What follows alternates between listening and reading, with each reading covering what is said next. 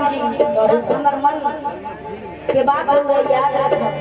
हमार मन में बड़ी श्रद्धा बा कि हमार दूल्हा वैसे नहीं होकर कन्या जी भी चाह कर वैसे नहीं कर सकते। हां तनी का कहत अरे हां बाबू लेके अपना बाबूजी से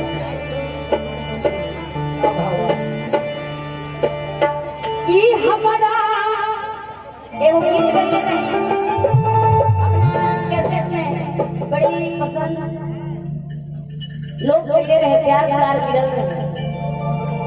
आई हुए गीत सुनाओ तनी कि हमारा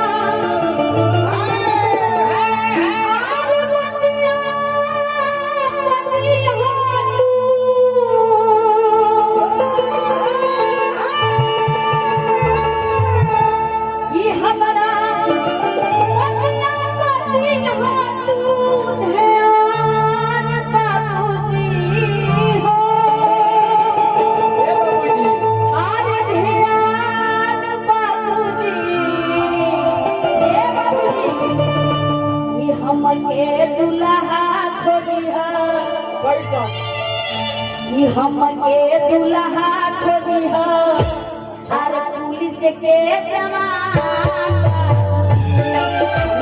दुल्हा खोजिहा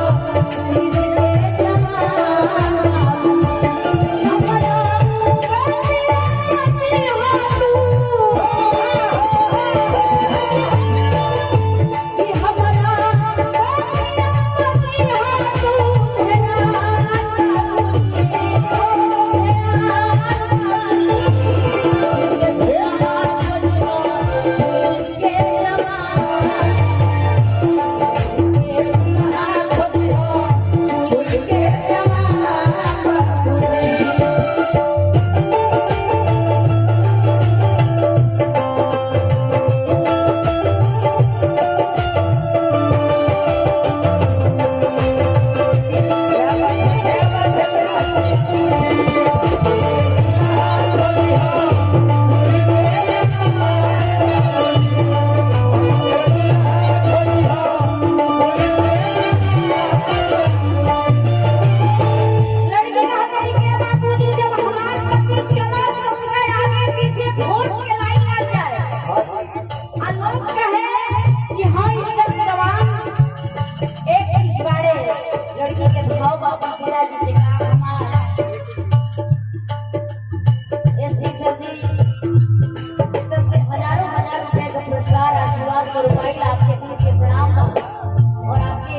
हमरा आशीर्वाद की प्रतीक्षा लड़की का